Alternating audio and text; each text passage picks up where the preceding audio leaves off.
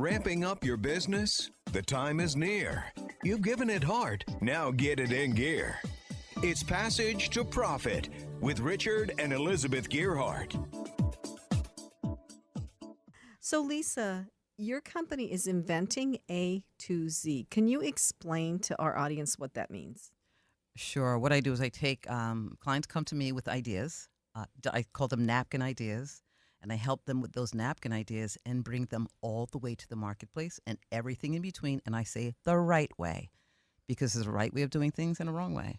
And a lot of people make very, very expensive mistakes. So what I try to do, what I do is hold their hands and take them through all of the steps, step by step, beginning to end. So from beginning all the way to the market, Some places HSN, QVC, Shop HQ, and by the way, I have my own shopping network too. I don't know if you knew about that. I knew you had your own Inventor Spotlight TV. Yes. And so now you have a shopping network. That is awesome. So Inventor Spotlight TV, where I help inventors showcase and highlight their products, from licensing to selling to just broadcasting.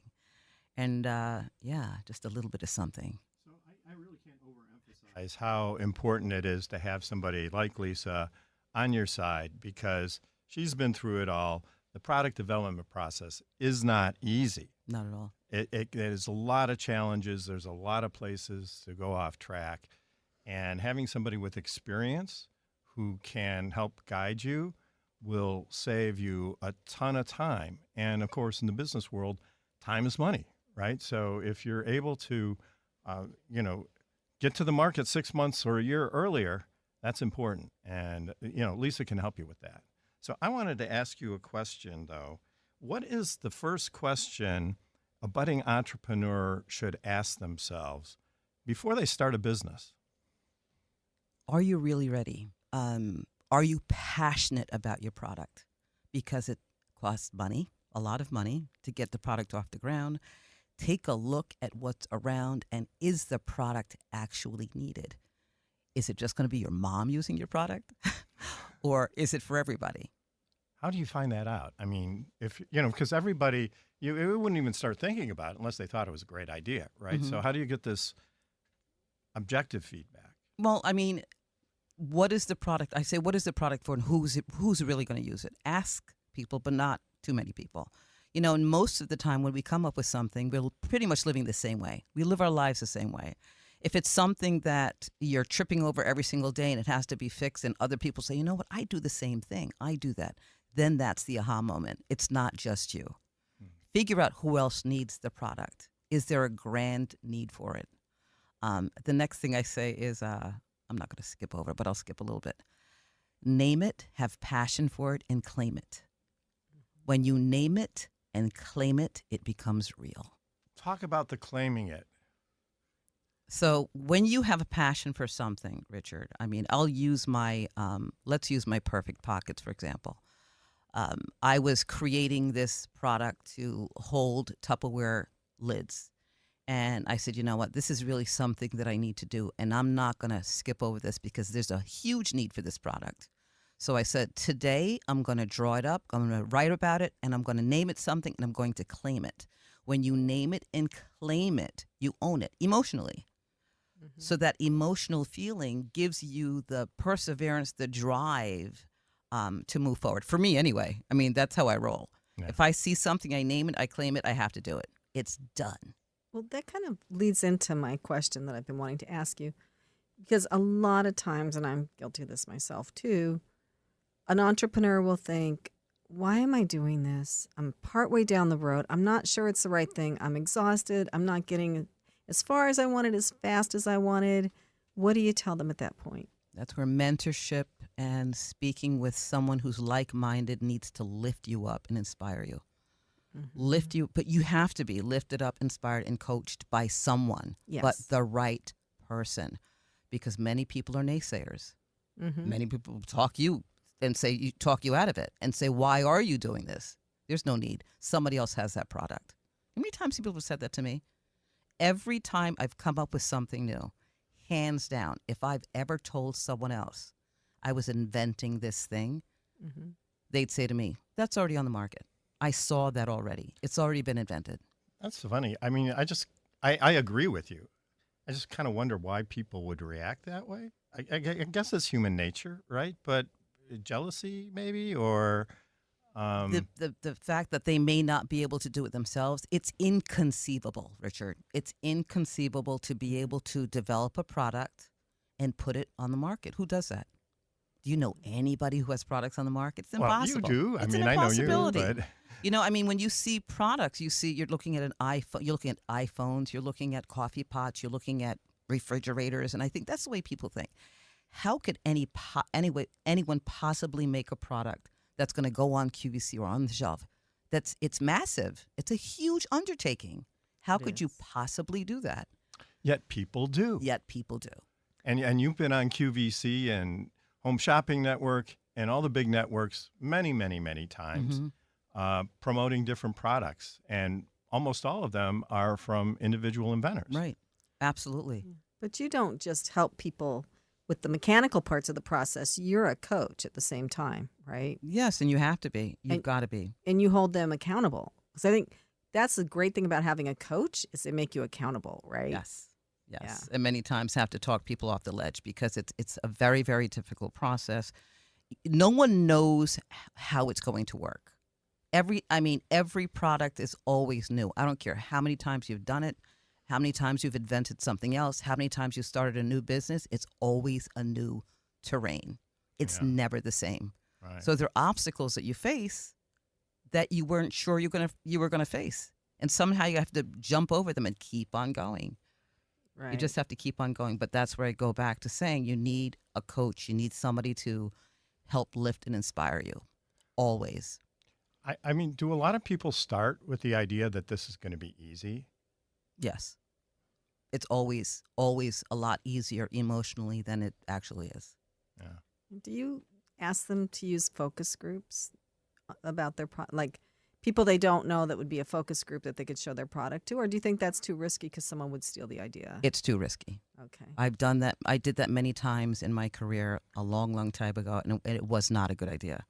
Okay. Because people do. I mean, and I don't think even intentionally, somebody will mention something to a group of people and they'll say, you know what, I think I could do that.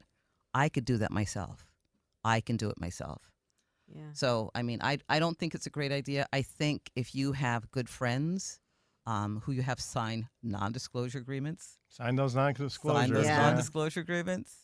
And you make it, you say to them, this is a serious thing. I don't care if it's your mom, your aunt, or your whoever else. Those are the worst people to show, actually, because your mother will tell everybody. She'll tell everybody because she's proud of you.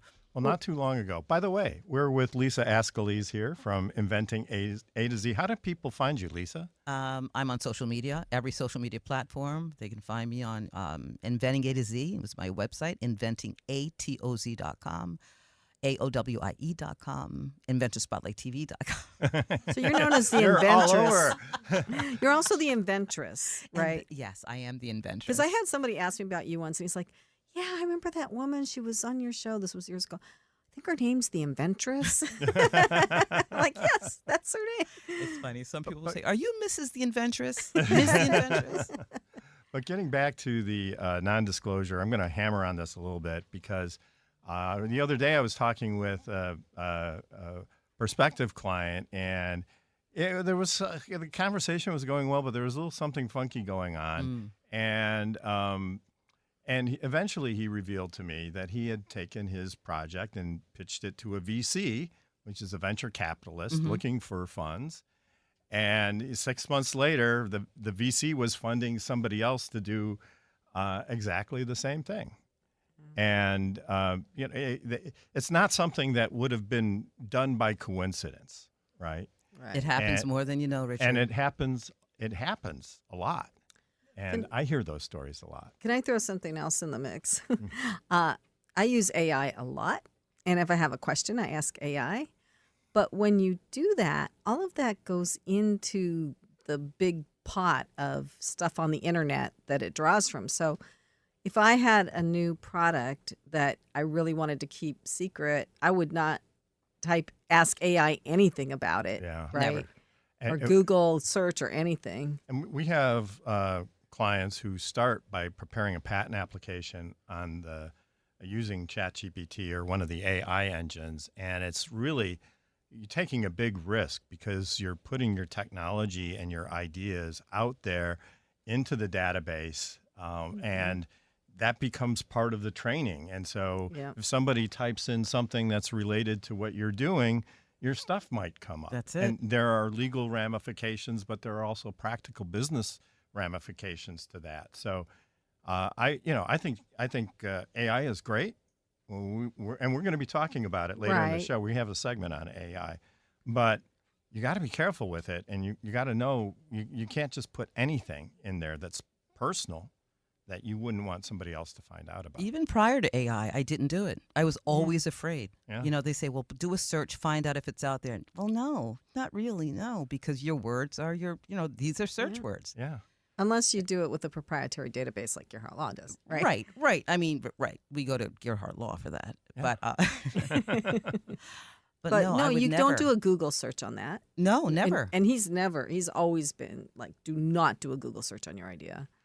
Well, I think there's a balance here. I think Google has a patents database, so you can look up patents on the Google patent database.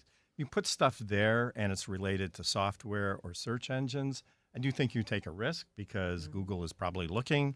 If you give them too much detail, they might notice, and who knows what happens after that. Other stuff, I think, you can be, as long as you're careful in the way you phrase it, you can get some information. Because, patent searching can be expensive. And, one time I was counseling a couple in the office. They had this idea. I said, well, let's just check. And so we went, and their exact prototype was being already sold on Amazon. Oh. And, they had not done, they hadn't done any diligence at all before they started. So, but yeah, you have to be careful with what you put out there. And, So I steered us into AI. I'm sorry, you guys, but I wanted to change direction a little bit. Lisa, what is the number one question your clients or potential clients ask you? So the first thing is usually, do I need a patent? Yeah. And can I say the second thing, even though there's one? Yes. How long is it going to take before they even know what the process is? How long is it going to take for this product to be finished? And it depends on what the product is, right? But what's a typical timeline? You know what? It depends on the person you're working with. Mm-hmm. You could be developing a pencil that could take 3 years to develop. You can work on something more complicated that's a digital item that could be quicker. It all depends. It depends on the client. It depends on the communication, level of communication, the changes that may take place. So one of my products took about 6 months from start to finish. It was simple. It was easy. I made no changes. It was just simple. But that's not to say. People think small products are the simplest. Usually the tiniest products are the hardest. Do you have a range of specifications that the manufacturer has to meet on each product that you do? The range of specifications meaning, okay, so it has to be this long, it has to weigh this much. If it's something, maybe a bib, yes, you're making a bib. The fabric has to be this certain weight. It Absolutely. has to be made out of these materials, all that. It's very, very detailed. And I'm working on a product that is a latch hook. You would think a latch hook, you know what a latch hook is, right? Simple product. Mm-hmm. It's taken 2.5 years because of the point, the tip, the length, the width, the color, the size, all of it. Wow. So everything needs to be to have specifications, specs, size, width, Pantone colors, materials. So everything is very, very detailed. Yeah. A lot that goes into it. And yes. a normal someone who hasn't been through this process before would not know that. No, not at all. Yeah, so that's like some super value you bring. As much as you tell the person, the client, also there's just no way of knowing, because you never know what hurdles, what bumps are going to come up in the road, whether there's delay in manufacturing because of holidays or the machinery went down. It's just there's no way of explaining to any client. Well, you can explain it, but it's hard to understand. We're with Lisa Ascolese, the Inventress and CEO of Inventing A to Z. You mentioned that you've written a couple of books. So why don't you tell us about those? I have. So for many, many years, I've been doing my business for over 35 years. And my clients have always said, can't you just give us a book? Write a book. Give us the steps. So the first book I wrote last year was Inventress' Guide to Inventing the Right Way, All or Nothing, Now or Never. And there's a lot of reasons behind the title. And in this book, there are affirmations after every chapter, positive affirmations. Because when you get down, you got to be pulled back up again, right? It seems very, very difficult. It's very tedious and very, very difficult. So I remind people to get back up, stay focused, have faith, and persevere. So 10 chapters, and every chapter has a positive affirmation. A great book. Great book. Yeah. Really? Where can we get the book? Sure. This is sold on Amazon, Barnes & Noble. In fact, I'm on tour right now in Barnes & Noble, and on my website, Inventing A to Z. Great. In addition to that, Richard and Elizabeth, I wrote a lullaby book. So that's a little different for you, right? It is. I had to calm down, Richard. I had to calm down. So, yes, the lullaby book I wrote because, I've always sang to my children and now my grandchildren. And what prompted me to write this lullaby book is because every nap Olivia took, I sang her a song. And she started singing them back to me. Well, hello, isn't that a reason to write a book? Absolutely. So Olivia started singing the songs back to me. And I said, what's your favorite song, Olivia? She says, I love all your lullabies, Grandmama, but I love you. And there's a song called I Love You in this book. That's really nice. And it's they're QR codes, so you can listen to the music, right? Yeah. Nice. Listen to the music, read the words, and listen to the music. So my voice is on the book. It's audio and instrumental. I never claimed to be a singer, but it's a grandma's voice. That's awesome. My favorite book of lullabies by Lisa Ascolese. Yes. Aw, we're going to have to get that for our grandkids. Well, this is for you. Oh, thank you. It's great that you've taken the time to sort of invest on a softer, more personal side. It's not always what we see of you. You're this tremendously successful woman, a powerhouse. It's wonderful to see that. You've been featured in a lot of major news outlets. You've even had a billboard in Times Square. With all that recognition, what keeps you grounded and motivated to keep creating? My sense of humor. God, I feel so blessed to have had these opportunities. Even today, I've been here with you guys countless times, and I'm so grateful every single time. And I mean that. And I think it's my faith. That has to be the reason for it, because it's still amazing to me that to see myself on a billboard in Times Square or on QVC or walking down the Shark Tank pathway. It still blows my mind. It's faith, it's my family, and just gratitude. Well, great. We're talking with Lisa Ascolese, the Inventress and also the CEO of Inventing A to Z. Don't forget to experience more of Passage to Profit by subscribing to us on Facebook, Instagram, X, and YouTube, or by subscribing to our podcast anywhere that you get your podcasts.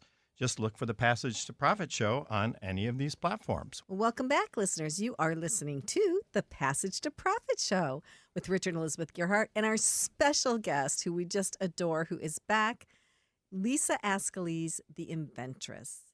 We were talking to Lisa before the break, and we really wanted to dig in a little more into her Inventor Spotlight TV. So, Lisa, what's that all about?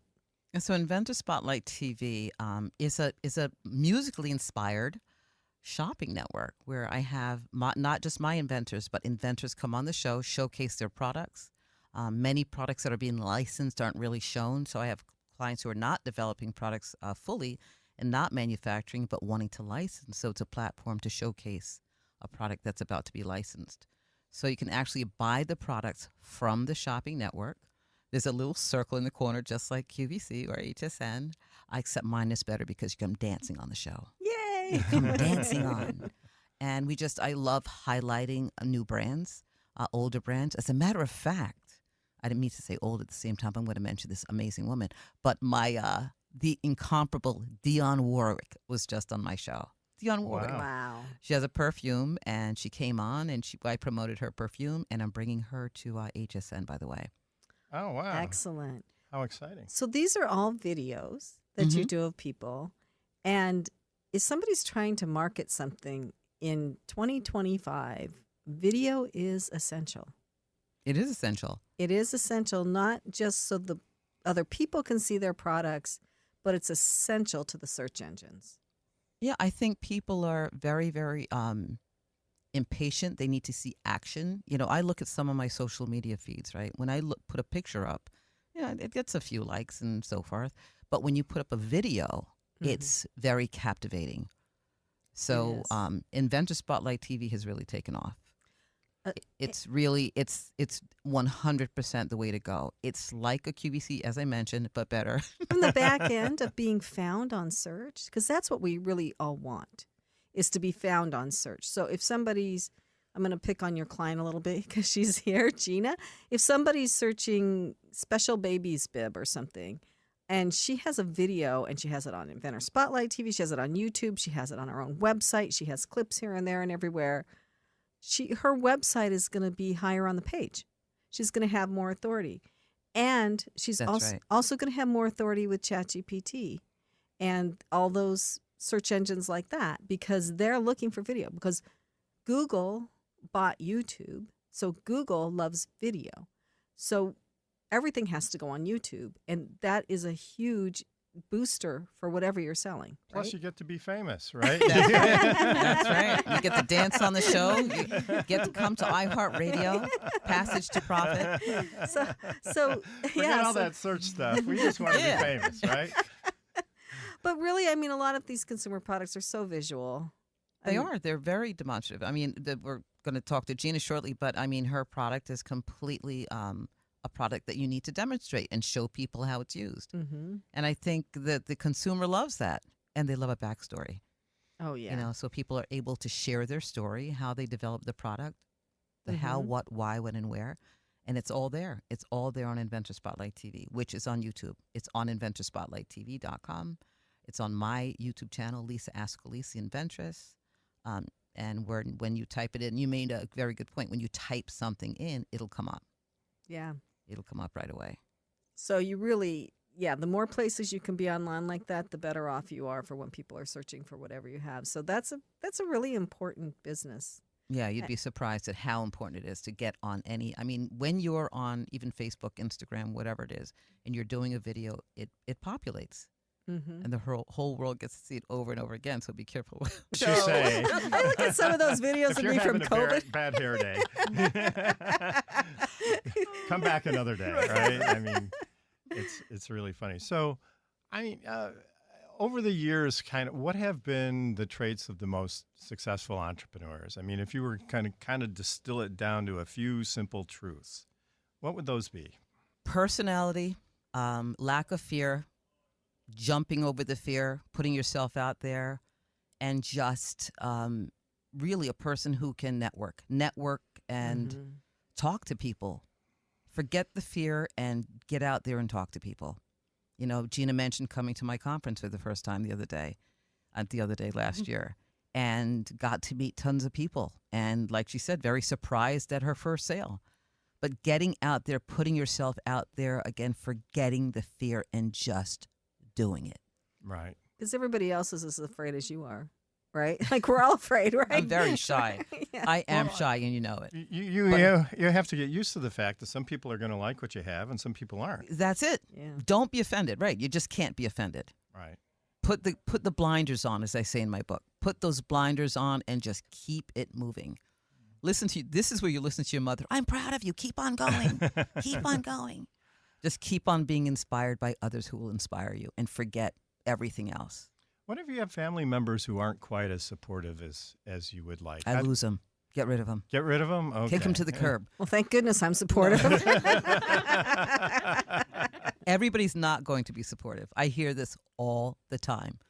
I'm fortunate enough to have a family who does support. Well, they have no choice. At this point, it's like, whatever, Mom. Yeah. You're doing it anyway. But you have a lot of family members who are not supportive. And it's a shame. It really is a shame. So you just got to, you're lucky when you do have people around you who can support you. Yeah, it's just like sometimes other people, maybe not with the same outlook, put all their stuff on you, right? And they're kind of like, well, I couldn't do it, so you can't do it. That's right.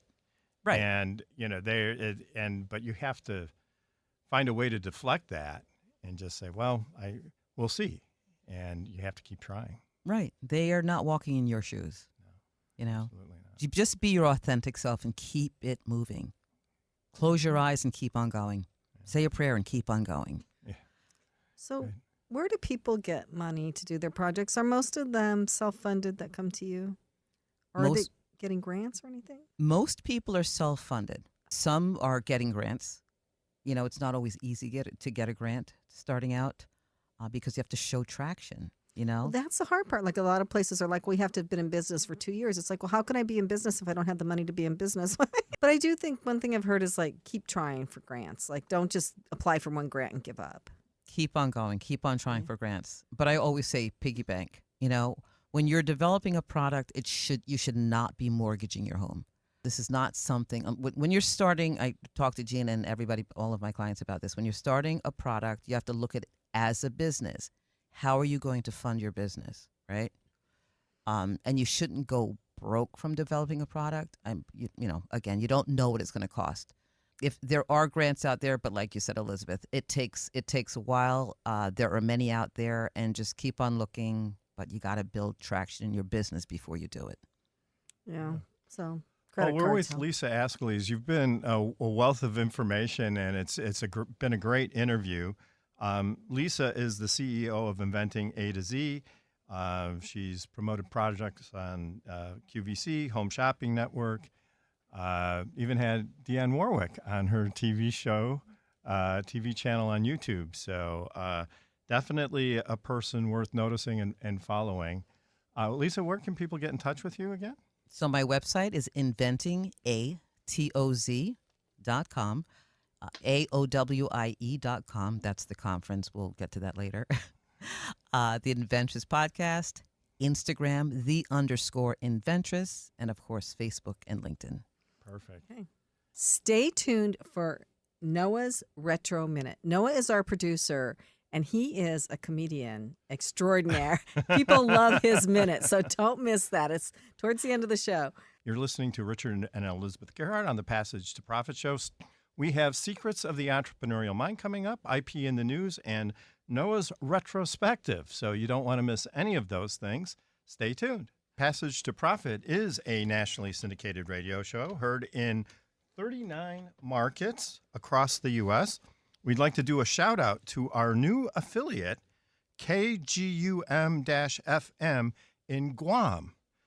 Our podcast is ranked in the global top 3% of podcasts, and we've also been recently selected by FeedSpot Podcasters Database as a top 10 entrepreneur interview podcast. So subscribe to the Passage to Profit show on Facebook, Instagram, YouTube, and on the iHeart app. And now it is time for IP in the news. Oh, boy. Copyright is so confusing these days. Tell me about it. This case is about Warner Brothers, you know, the Disney people and the Bugs entertainment. Bunny. Yeah, and Midjourney, which is an AI company, right? Which creates images. And helps so create Midjourney is allowing people apparently to create images of cartoon characters, right? So Superman, Batman, Bugs Bunny, you name it, they make it. And people are able to take the Midjourney AI and create copies of these copyrighted cartoon characters. And so, of course, Warner Brothers is not happy about this. And they are, suing them for copyright infringement. So I would be scared as a creator if I did a Bugs Bunny through Midjourney that eventually Warner Brothers might come after me. Like, especially if I used one of these characters and did something that started making a lot of money or became really popular, I'm afraid that I would get sued. So as a creator, I would not do that. Yeah, hands off, definitely. You'd be surprised at how many people don't know this, though. Because the tool is available. I once had a friend wanting to use the Harley Davidson logo to make ornamental boxes. It's like, is there any problem with using the Harley Davidson logo to make ornamental boxes? I'm just going to sell them at flea markets. Well, I mean, you'd be surprised how that kind of activity can be discovered, right? And Right. especially now if you're sharing these cartoon characters on online, it's a real problem. Well, if you're going to sell anything, people have to know about it. So you have to do the marketing. And they have probably AI programs now that look for that stuff in people's marketing and flag it. Can I ask you a question?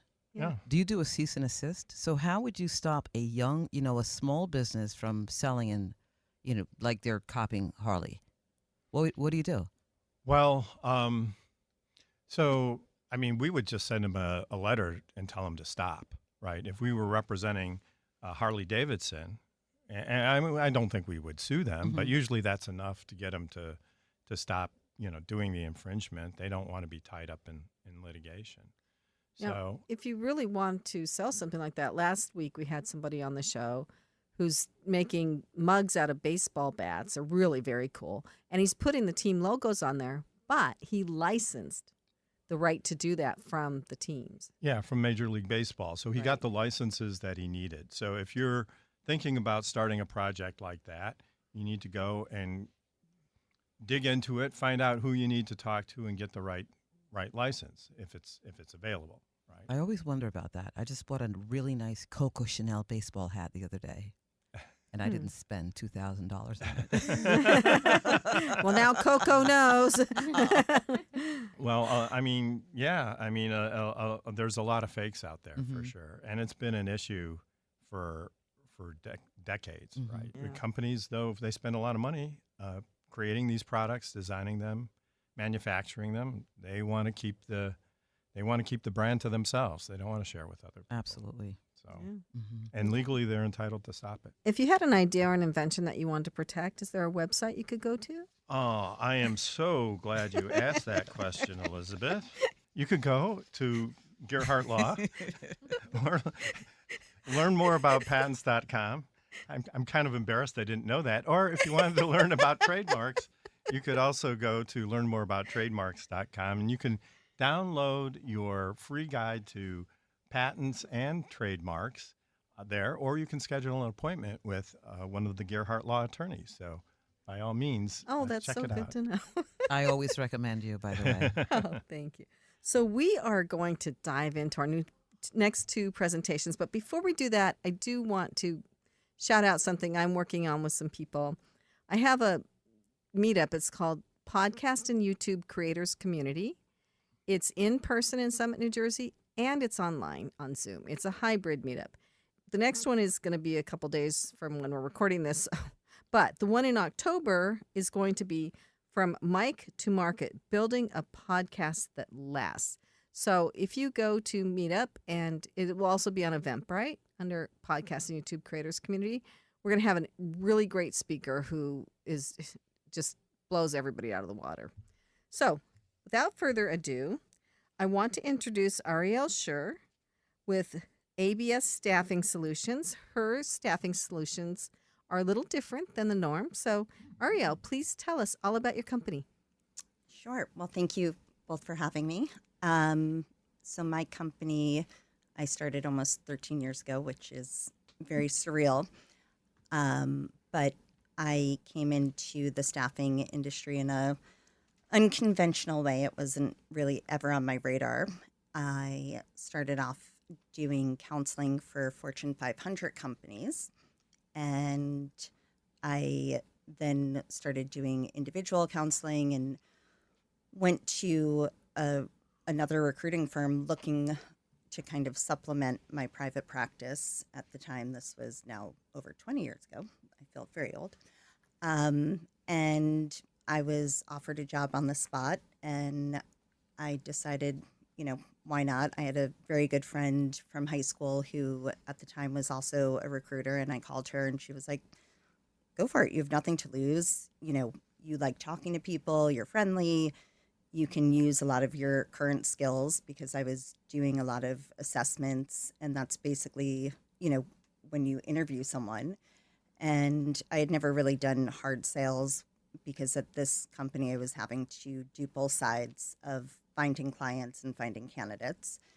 And it was very scary and very challenging, but I quickly fell in love with it. And I worked for someone else for 9 years, and there were a lot of things that would frustrate me.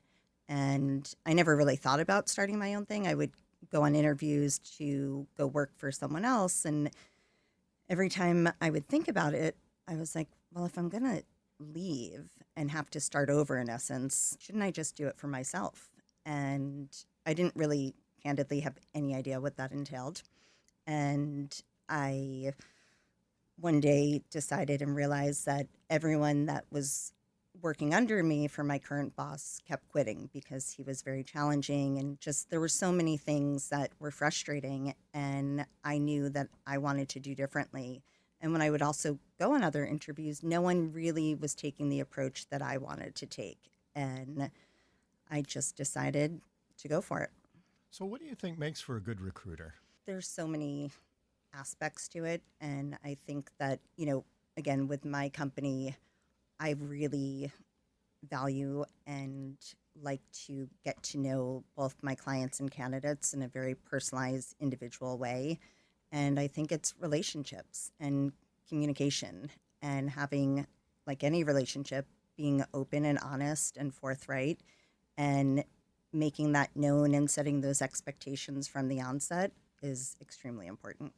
I see here, too, that you offer a suite of packages that on different things, and you offer one that covers everything. But one of the packages you offer is a LinkedIn networking package where you help people with their LinkedIn profile, their photo, their reviews, summaries, everything.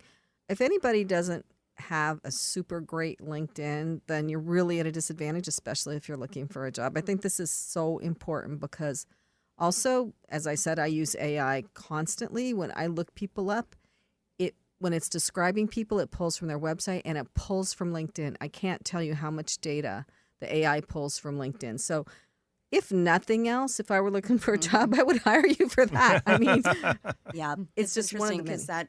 that is a recent kind of adding component that I decided was necessary, because I often have so many people refer their friends that are looking for work. And candidly, I don't need to, like, there's a lot of people looking for work, right? So, I was appreciative, but I always felt bad that I really, it wasn't the best use of my time. And like you said, time is money. And then it dawned on me, but I love helping people. And I realized that I could still help them. I can't guarantee a job, but there's so many elements to it that I knew from my experience, which I thought everyone knew, and I would work with people and they would look at me so surprised. And it dawned on me, there's so many different aspects to the job process that we could help people with and could be a value add. And it's fun. And I love helping them and watching that transformation. So how do you see the job market now evolving over the next 6 months to a year? Recently, the news is not overly optimistic. I try to always come from a positive place because I think, that energy you put out, has an impact. And, again, who knows, it could go any which way. I focus on the things that are within my control. So right now, I'm fortunate. The summer was slow, and it always kind of tends to be slow, but right now is busy. And so I just kind of stay in the moment and try to capitalize on that. I mean, there's definitely a difference in terms of, both candidates and companies being concerned about, financial security and, the talk of recession. And even JP Morgan yesterday, made this big announcement, and the, unemployment rates are even higher than people thought.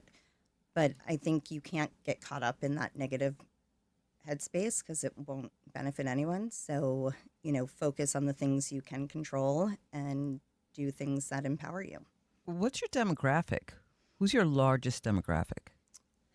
Well, what I love about what I do now, as opposed to when I was working with someone else, was I had a really one sector that I had to focus on. And I didn't want to pigeonhole myself when I started my company.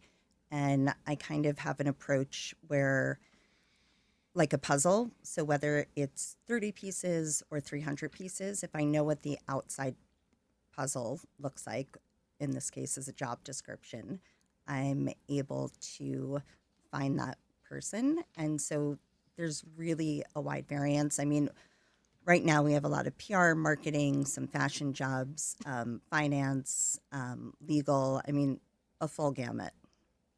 Are you prepping these people? So when they come to you, are you prepping them So for interviews? So really what happens more, the prepping is more for people if they're coming to me wanting our services like we just discussed. But what is more typical is a client will come, which is a company wanting to hire someone.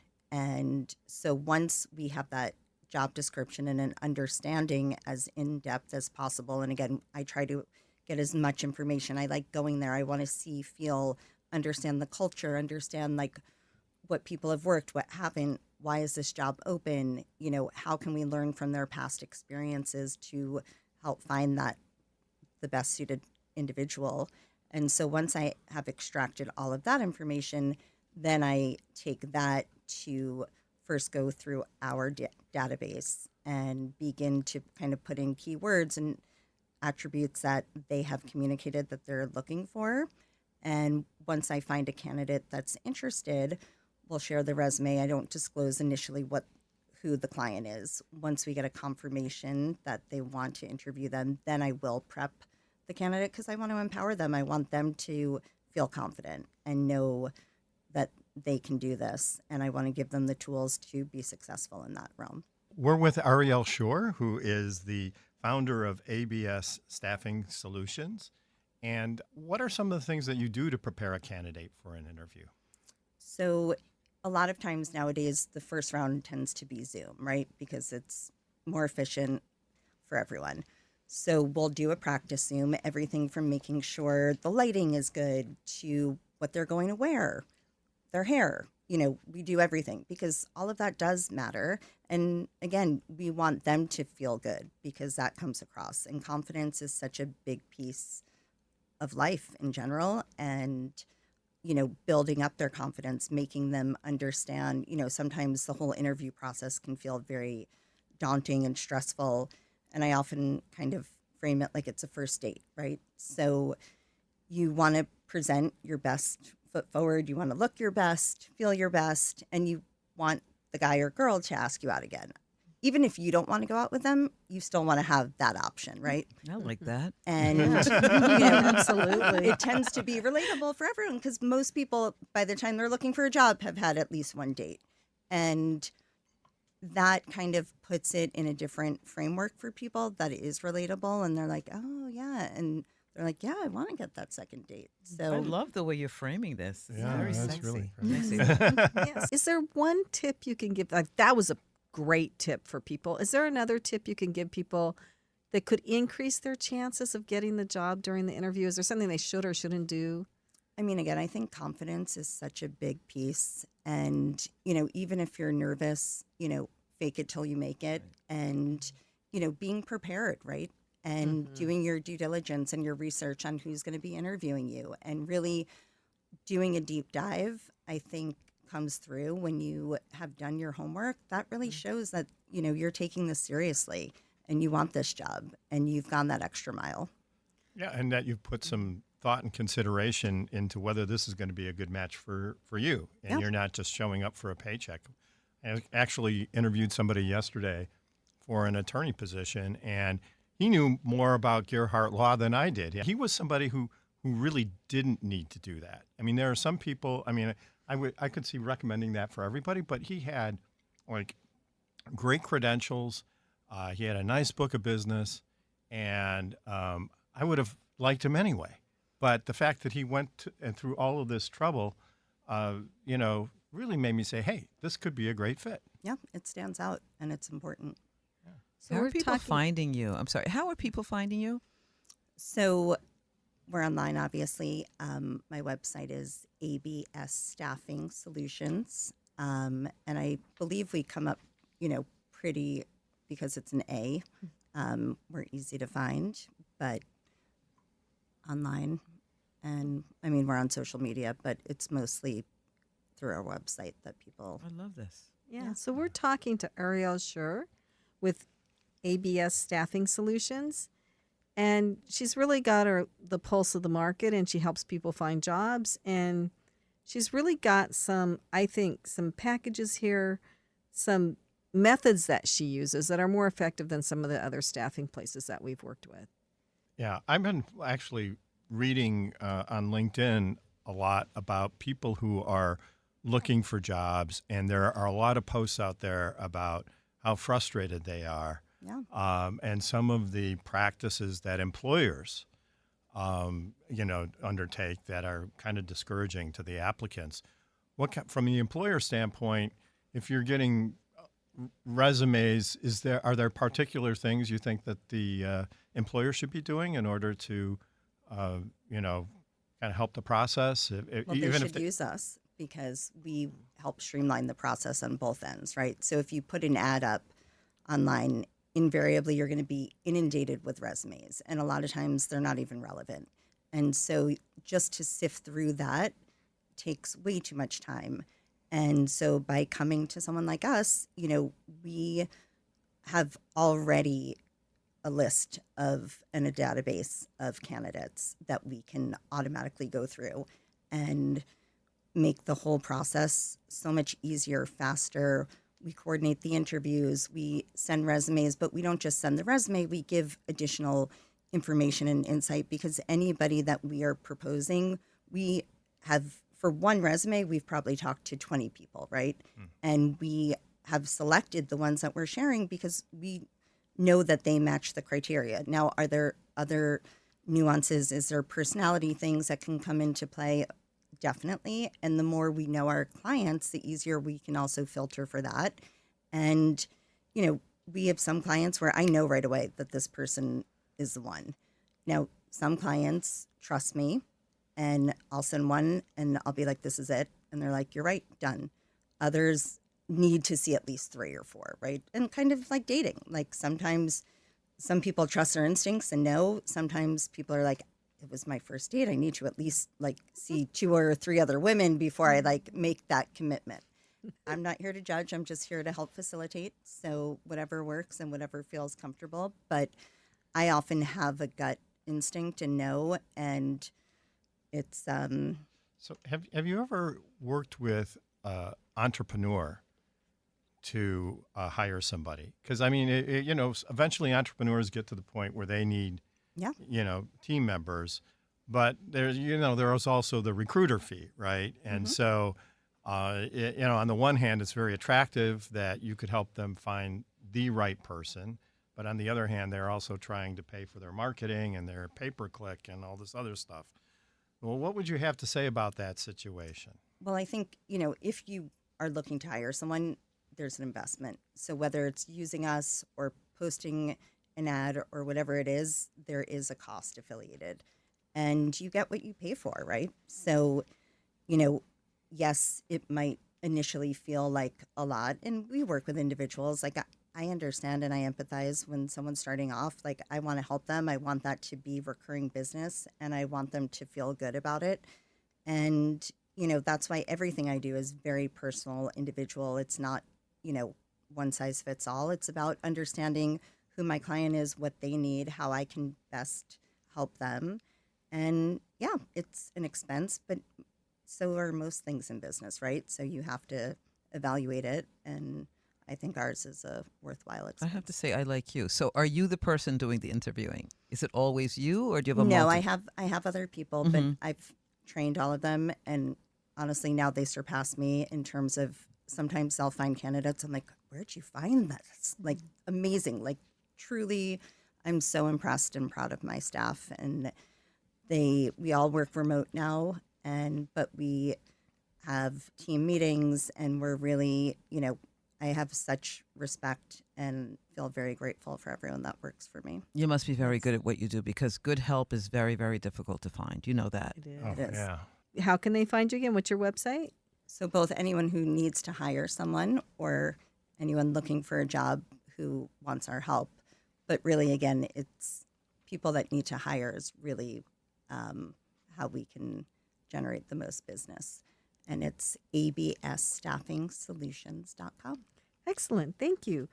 And now for a completely different topic, which is what I love about this show. We are going to talk about how do you keep your kitchen clean when you've got a toddler flinging food or eating. So we have Gina Triantafillou. That was good. And she has Tiny Tot Co. And she is making incredible baby bibs. Tell us all about it. So it all started when my son was a baby and I was feeding him and his pants were always dirty. And he would have on like a super cute outfit and the top would stay clean, but the bottom would be a mess. And I kept thinking like there had to be something better. I tried plastic bibs and silicone bibs and anything that was on the market. And he also has very sensitive skin and eczema, and a lot of the plastic wouldn't really work well with him. And so one day I just drew what I thought would work. And I had to try to find a way to get the bib to attach to the underside of the high chair table. And I'm thinking snaps or hook and loop strips and all of these things. And one day I just went to the fabric store, bought some cheap fabric and sewed what I thought would work. And it did. And from there, I made a couple more samples for myself that I used when I was feeding him. And I just never could let it go. I just knew it was something and I didn't want to just pass up on it. So fast forward, I applied for a patent and I have made some samples. I've given them out to friends and family to try. And the feedback has just been so great. And now I have my first collection shipping right now. And hopefully soon it will be here and I can start selling it with everyone else. So all those little kids in their holiday outfits won't ruin them, right? No. And the good thing is the bib obviously attaches to the high chair, but you can also take it with you. That was one thing. Some of my friends were like, well, how can I take it with me? What if I'm not home? And I'm like, well, if you buy removable hook strips, you can put them on anything and then they just come right off and they don't damage any tables, furniture. So it could go with you to that restaurant when your baby's baptism is, when you're wearing that beautiful white outfit and then that cake falls all over it. So it's just something that seems so easy. Like Lisa was saying earlier, like sometimes the easiest thing, but it's really much more complicated than you think it is. But then it works. And you're working with Lisa on this. Yes. Yes. So I've been You're working also with Lisa. Gearhart Law Client. And so this is just Got the like whole gang here, right? exactly. It came full circle. Right. Full circle. I love it. So how long is it taking for you Well, to get this project done? When I first started them, it was just for me. So that was obviously 4 or 5 years ago. That was just like in my house, just working on them. But seriously, starting from the pattern, I would say like a little over 2 years, just because. That's not bad. Yeah, it's more like the communication. And like we said, you have to be very specific. And I wanted certain fabrics. So I'm really excited for the next month. So Well, and it's hard when it's something brand new that people haven't seen before yes. because nobody knows how to make it yet, Right. right? So Right. So it's really teaching them and like teaching the consumer, like we were talking about, like having those videos and the tutorials, because if you just look at it, it does look different, like not a normal bib, but you'd have to know how to use it for it to be the most effective. So if you were to write a blog post on lessons learned in my entrepreneurial journey, what are some of the things you would write? I would definitely say not to be so hard on yourself, because sometimes you make a mistake and then you're so like, oh my God, maybe I'm not cut out for this. But then you realize you do have it in you. It's just finding it again. And like, you're going to make mistakes and that's okay. My second thing would be patient, because I think as a person, like we think deadlines, we think time limits, we think all these things, but not everything works like that. And there are going to be setbacks and you have to just be okay with it and go with the punches. So I think those two. So what's your background? Do you have any business background or? No, I'm a teacher and I still currently teach 6th grade. So this was just something that, I don't know, it just popped into my head and I drew it and I just couldn't let it go. So we're talking with Gina Triantafillou, and she has Tiny Tot Co. She makes special bibs that everybody's going to want as soon as they find out about them. So, Lisa, she's your client, but you must have a question or comment for her. I'm jumping out of my skin right now. I have to say, Gina, and I'm not saying this because you're here, is one of the most extraordinary people I've ever worked with. She's diligent, she's passionate, and you are very hard on yourself at times. And but you're learning to get through those things. You made a wonderful product, and as I said before, just believe in yourself, have faith, and know that you're building a business. And you're building something greater than just a bib. And it's not just a bib, because hers is not just a bib. It's a fabulous bib. I bet you're saving a lot of parents from having fights. I mean, it's a perfect product. It's a great product. She's made it to perfection, from the size of the clips that she has on there. I don't want to give the whole thing away. Well, can we? Yeah, Okay. I mean, it's Why coming. not? It's coming. It's literally on a flight right now, coming here to the United States. And just want to say how proud I am of you, Gina, for being, just sticking with it, because there's so many times that I'm sure you wanted to give up. Well, I know you did.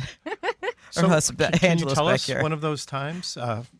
yeah, I mean, I would say one example was like, let's say fabric, right? I was very specific on, let's say, a fabric I want, and then it would come and I'm like, no, this isn't it. And like after 2, 3, 4 times, you start to think like, oh my God, am I ever going to find what specifically is in your brain? Because as an entrepreneur, you have a vision, and I didn't want to give up on that vision. And so I think after a couple of times, you're like, oh, no one understands what I'm trying to say.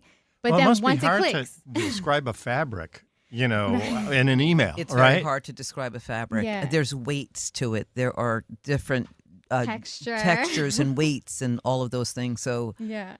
and but you were patient. I mean, a We lot got of there. shipping prototypes back and forth. Well, samples of materials. Mm-hmm.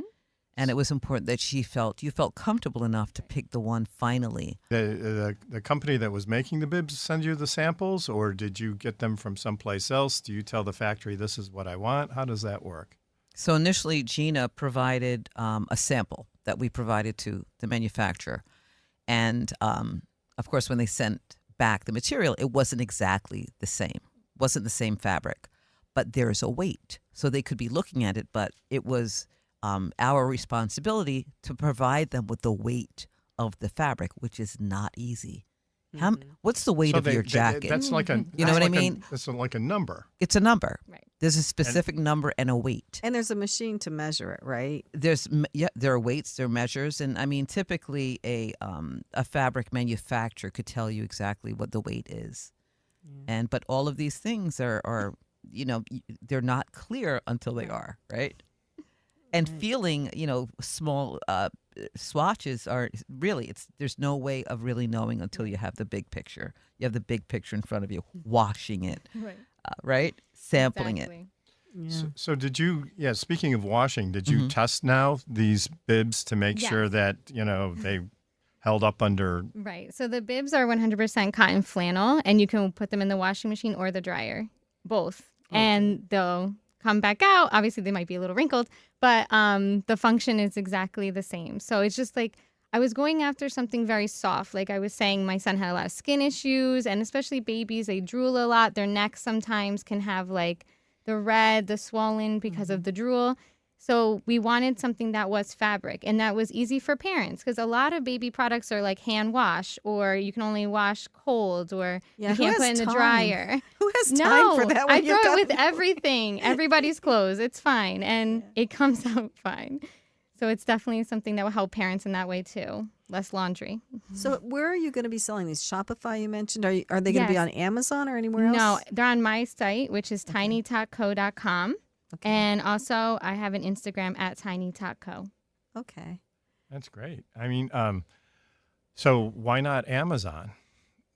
Well, I'm just starting, and I want to Yeah. start with me, and just, I'm very about, like we said, meeting people, going out. I'm actually starting to try to do some events, to go out and actually meet people and show them how it works. So I think for now, I'll start with me and my site and see how it goes from there. Yeah. Well, we were talking about Kevin Lane earlier. So Kevin Lane, we met him, had him on the show, and he worked with Lisa. And he went to all sorts of events, toy fairs. I can't even name the number of places he went. He worked his rear off, but that's what you have to do. So I think that you're taking it Absolutely. out to the public and showing it is a good idea. It's important. The networking aspect is very important. we talk about Kevin Lane. He also came to my conference. Mm-hmm. He won a 2-minute elevator pitch. I got him on QVC, and from there he just soared because he kept putting himself in front of people. Right. And that's exactly what you did. You took the leap, and you keep on doing it. Again, I couldn't be more proud of you for doing what you're doing. But I have a question for you. Okay. How do you feel today? Amazing. Good. This was like a surprise, and it's a great day. I'm feeling nervous, but I'm really happy. Right. Gina was a last minute fill-in because somebody had a death in the family. And couldn't But how come, so- perfect, how perfect. Because as I said earlier, Richard, we came full circle. Right. Gina met you. Is it 3 years ago, Gina? Yeah. You mentioned, Gina, you had her call me. Right. And here we are. From the first time you met her, right? She started. Yeah. And then here we are finishing, literally today. Yeah. Today. Absolutely. Manufacturing, production, being We're shipped. not done yet because I'm going to be buying these for my grandkids. Oh, my gosh. And definitely. you need to. It's a fabulous product. So what colors do they come in? Okay, so for our first collection, we have 3. We have safari animals, so it's like Aw. tigers, lions. That's more like an orange unisex collection. And then I have a garden floral, which is pinks and greens and floral. And then there's a dinosaur one because that's my son's favorite thing.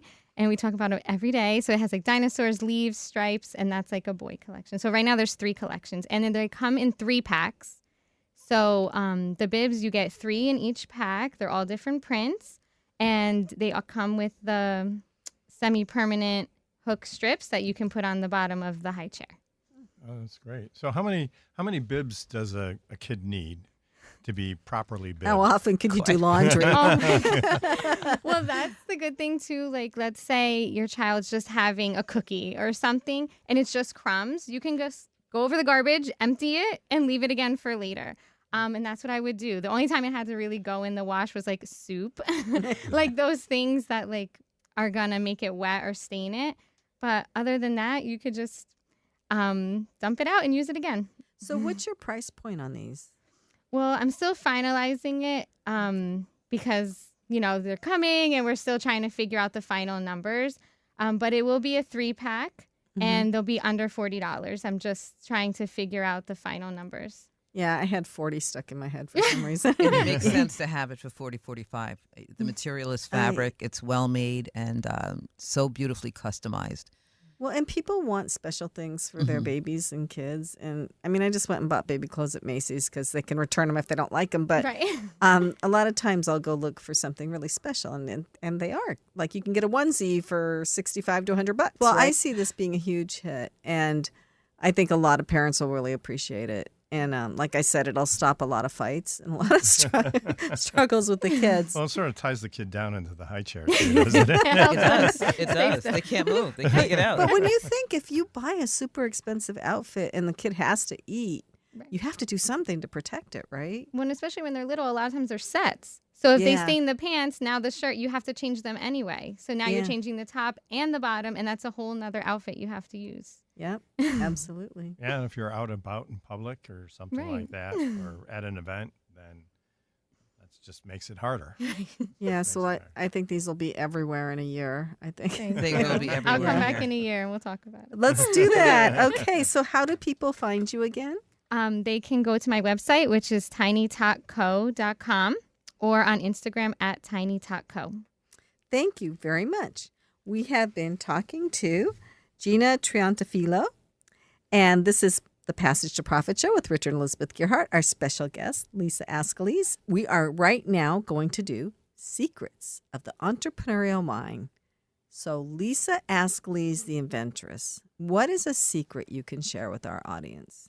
I would say really believe in yourself. Pray over it, meditate on your ideas, your business, your product, but pray over it and wait for answers because you'll get them. I promise you, wait and you will get them. I always say write down on your canvas what it is you want to achieve. Look at it over and over again. Don't hide it. Keep it in a place that irritates you. I always say write it on a Post-it. Put it on a mirror. Put it on your countertop. And believe in whatever that thing is, and it will come to fruition. But you have to put your whole self in it. You have to put your whole self in. Put your whole self in. I love that. Well, what's kind of funny is that I've found that writing things down like that does make a difference. It makes a huge It difference. does. But read it, look at it, and do it. Yeah. And I mean it. Like, step into it, and don't be afraid. Somehow, some way, it works. Even if It works. Even if you're skeptical that something like that would work, it does work. It really does. And your words are very important. I can, I must, I will. I Yes. think that's in my book. I can, I must, and I will achieve this, what I want to achieve. Write it down, put it in an irritating spot, and do it. Irritate yourself. Okay. Irritate yourself. What great advice. Irritate yourself, folks. Okay, so Ariel Schur, founder of ABS Staffing Solutions. What's a secret you can share with our audience? There's so many that come to mind because there's so many things that, it's kind of like having a kid. Until you have your own, you can talk to people and you can babysit, but there's nothing like when it's actually happening to you, right? And I think just knowing that everyone has challenges, everyone has points where they think they want to give up. Like you said, believing in yourself and knowing and being positive, and there's times that suck, and that are really hard, and you're crying and you don't know if, how you're going to make it all come together. And just taking it one step at a time and believing in yourself and having that grit. I also think people will say, well, who's your biggest competitor? And I honestly, it's myself. I don't really think about other people or companies because it doesn't really impact me. I can only do what I can do, and I focus on that and what's in my control. And I think that's important. And doing that can take you off your game, too. Yeah. When you start looking at other people, it can Well, it's take like you social right media. off of It's your game. You quickly start looking and it becomes a dark, deep hole. And then, you're like, oh, should I be doing this or that? It doesn't really, sometimes it's good to be aware, but, at the end of the day, you want to keep your energy and focus on doing the best you can do. It helps me to know when I'm in my dark moments that other people have dark moments too. I'm not the only one. Absolutely. We all have You them. can bounce back from that. Okay, And it's hard. thank you. Sure. Gina Triantafillou. I don't know if it's because I'm a teacher, but I would say to always keep learning, because I know through the journey, there were things I didn't know, and I had to put in that time to research or look up things. And even social media, I really am new to it, but I'm okay with that because I'm putting in the work. So I would say a secret would be, it's okay if you don't know something, but just to learn it. And there's so many resources out there now for everyone that you can pretty much learn anything that you would want to. And it's just putting in the time and effort. So I would just say, be okay that you don't know everything and you can still learn it. I'm 100% in Love agreement. that so 1,000%. Yeah, Love it. I'm a constant learner. Yeah, very good. So, Richard Gearhart, Gearhart Law. What's your secret? My secret is push the envelope, right? If you're going to make any progress, you have to grow as a person. And the only way you can do that is to stretch yourself and do things that maybe you haven't tried before. And so if you're not pushing the envelope, you're not growing. I don't think you can grow a business unless you can grow yourself. Mm-hmm. And so push the envelope and keep growing, Even if you're afraid, right? especially if you're afraid. Especially when you're afraid. Because that means something's going on there, that something juicy is going on there that Mhm, you need that's to take a right. look at. So, my secret is, well, I'm going to tell a little story. Back when Richard started the law firm almost 20 years ago, people told him, don't go on the internet, don't take internet clients, don't have a website. But he ignored that advice. And now in 2025, and this is something that Lisa Ascolese has known for a very long time, I feel like media presence has been democratized to the point where anybody can start a podcast. You can go on other people's podcasts. You can go on TV. It's much easier to get media presence now. I now think media presence in 2025 was like starting a website 20 years ago. I think you have to be on YouTube. I think you have to have some sort of media presence to compete in today's world. That's my Definitely. secret. Yeah. Absolutely Yeah. agree with you. And you've been doing it for a long time, and you're helping other people do it with It's your important. Inventor Spotlight TV. I'm doing it helping people start podcasts, but I really feel like that's the next wave. It is the next wave. Yeah. Yeah. Well, that's it for us. Passage to Profit is a nationally syndicated radio show appearing in 39 markets across the U.S. Thank you to the Passage to Profit team, our producer, Noah Fleischman, our program coordinator, Alicia Morrissey, our studio assistant, Rissa Kapusari, and our social media coordinator, Carolina Tabares. Our podcast is ranked in the top global 3% of podcasts, and we've also been recently selected by FeedSpot Podcasters Database as a top 10 entrepreneur interview podcast. You can also find us on Facebook, Instagram, X, and on YouTube. And for all of your patent, trademark, and copyright needs, our firm Gearhart Law offers free consultations. Contact us at gearhartlaw.com. And while the information provided during this program is believed to be correct, never take a legal step without first checking with your legal professional. That's it for us. We'll see you again next week on Passage to Profit.